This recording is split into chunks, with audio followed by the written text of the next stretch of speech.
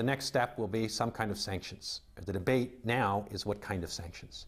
Do you want to hit Syria hard and freeze all of its foreign assets, its ability to export oil, and bring the economy to immediate standstill? Right now, the talk is of smart sanctions, which would be freezing the assets of the regime principals, of the top people in the regime. Perhaps withdrawing some European ambassadors to increase isolation, maybe stop international flights to Syria. This is what was done in Libya. This kind of sanctions the regime can withstand for quite some time. Syria is geographically very central to the Middle East. Everybody has to travel through Syria. The Saudis when they go to Beirut, or the Turks to go down to Hajj, or any traffic, all the truck traffic from Europe to the Gulf, it's all going through Syria. So you can't, it's very hard to cut Syria off, because this would just hurt Europe and it would hurt the Gulf more than as much as it would hurt Syria. So you can't do that. Syria can get around most of these sanctions that would be placed on the economy. If America really wanted to stop Syria in its tracks, it could sanction, it could freeze all foreign currency reserves. Syria has about $18 billion in currency reserves, very little loans, so it can live off of its savings in a sense for quite some time. You know, maybe 2 years, this kind of thing, the economists are saying. America won't do that. Look at Iraq as an example. Iraq is a country that suffered from sanctions for a decade, for 10 years, before the Americans occupied Iraq. They suffered from international sanctions for 10 years. Did it benefit the Iraqi people? Did it stop the regime? Did it stop the atrocities that were happening in Iraq? On the contrary, there were people dying every day because of the lack of food and medicine. There were people dying of poverty. What did the sanctions do to Iraq? It destroyed the country. This is what it did. It destroyed the infrastructure. And at the same time, it increased corruption. Not only within Iraq, but international corruption, to the extent that even international executives in the UN were involved in that corruption. Ο τουρισμός κατήχε και εξακολουθεί να κατέχει μία από τις υψηλότερες θέσεις στη λίστα των εσόδων της Συρίας. Όχι όμως και την υψηλότερη. Το πετρέλαιο ήταν και παραμένει το νούμερο 1 στη λίστα των εσόδων της χώρας.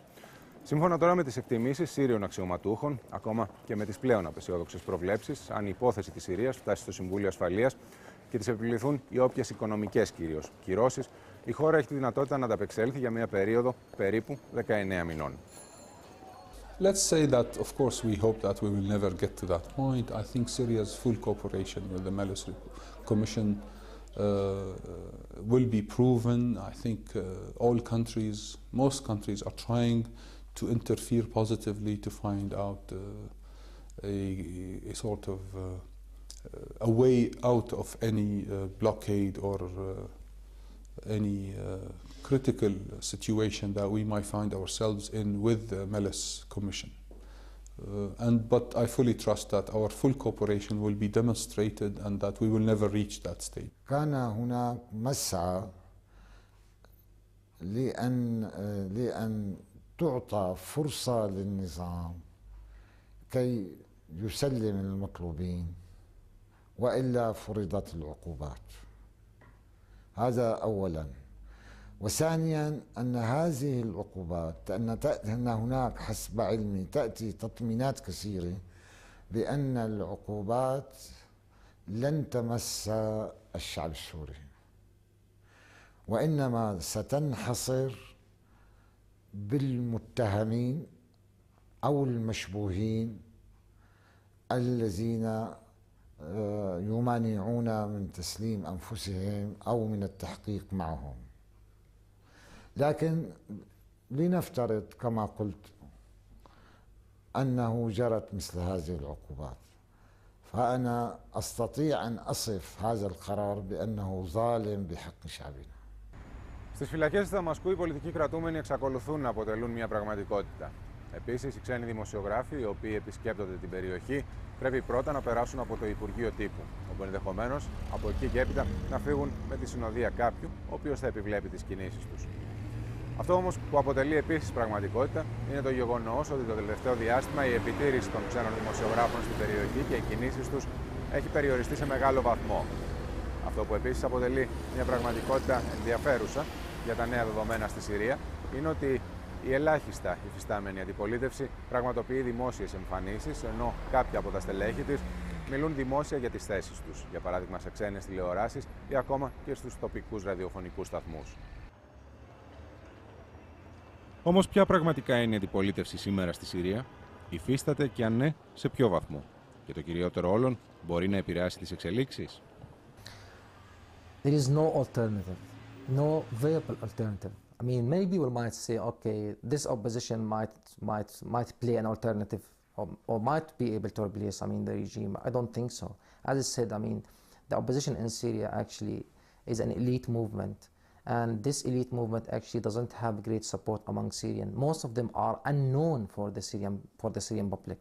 They are more known to the outside world, compared to the Syrian people. Why? Because they don't have media outlet. المشكلة بالمعارضة السورية أنها ليست واضحة الرؤية للمستقبل. بتقديري أنا أنه ما في عم تعطيها أمل واضح بالمستقبل،